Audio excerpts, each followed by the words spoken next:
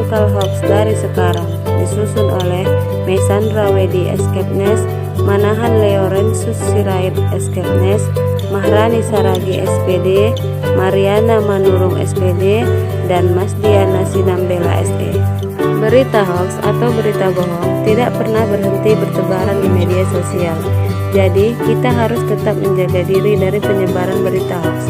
Kita tidak boleh lengah untuk menjaga mental kita dari berita-berita palsu yang kerap menambah kekhawatiran masyarakat.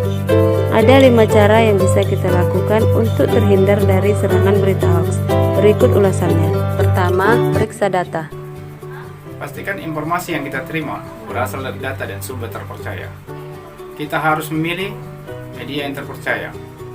Saat kita menemukan berita hoax, terlebih dahulu kita perhatikan dari mana berita itu berasal dan siapa sumbernya. Apakah beritanya dari situs resmi atau tidak? Kita harus mengamati jenis-jenis berita yang kita baca. Hindari berita yang berasal dari bersifat opini, karena opini adalah informasi bersifat objektif. Sedangkan fakta berasal dari data sumber yang terpercaya dan mempunyai bukti yang kuat.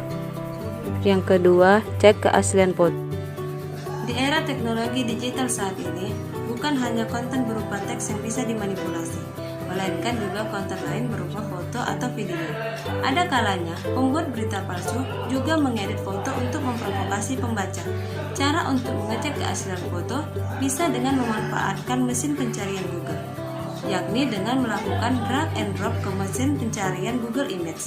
Hasil pencarian akan menampilkan gambar-gambar serupa yang terdapat di internet, sehingga bisa dibandingkan kebenarannya.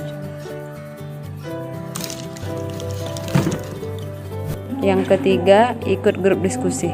Semua orang pasti setuju mengenai dampak negatif dari penyebaran informasi palsu atau hoax di internet.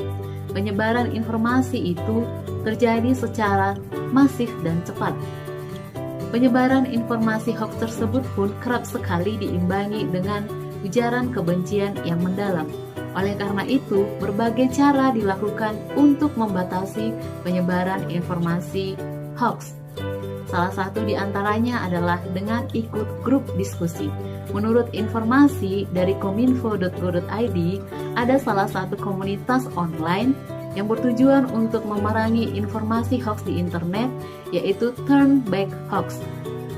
Komunitas ini telah memiliki website resmi yang diresmikan langsung oleh Menteri Kominfo Rudiantara pada tanggal 8 Januari tahun 2017. Nama website resmi dari komunitas ini adalah turnbackhoax.id. Komunitas anti-hoax seperti ini menjadi salah satu metode positif untuk menangkal peredaran informasi hoax di internet. Kita sebagai generasi milenial, yuk ikut komunitas atau grup diskusi yang bertujuan untuk memerangi informasi hoax. Yang keempat, hati-hati dengan judul provokatif. Hati-hati dengan judul provokatif.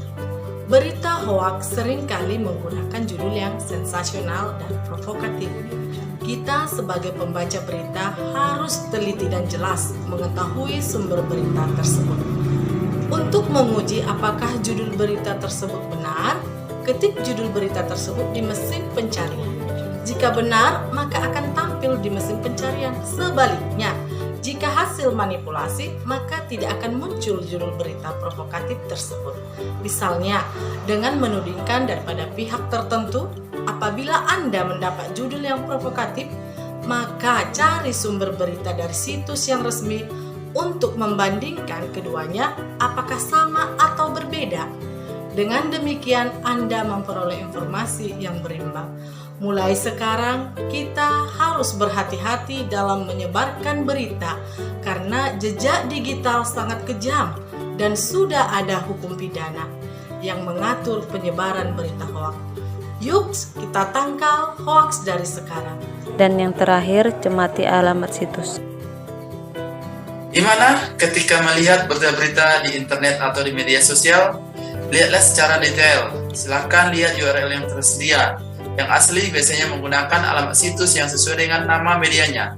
Yang palsu kadang-kadang namanya aneh-aneh. Apakah berita tersebut diunggah oleh media yang resmi dan terverifikasi oleh pers?